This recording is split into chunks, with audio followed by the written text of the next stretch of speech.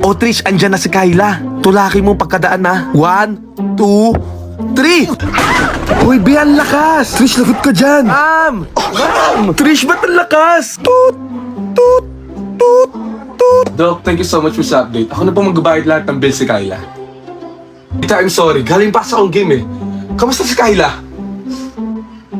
Siya na nga tong boyfriend, siya pa tong late pumunta. Andito na pala yung boy best friend na feeling boyfriend. Boyfriend ka lang. Boy best friend ako. Mas the best ako, mas una kami nagkakilala. John Bill, Mark, I'm sorry. Aksidente lang talaga yung nangyari eh. Trish, kailan ka ba titigil, ha? Kailangan pa ba umabot sa ganito? Grabe na yung insecurities mo. Hoy, huwag mo ginagayan yung girl best friend ko, ha? Sabi, aksidente nga lang yung nangyari. Ba't ba pinipilit mo? Ano ba problema mo? Porket ex mo siya? Magsama kayo dyan. Puntahan ko lang si Kyla.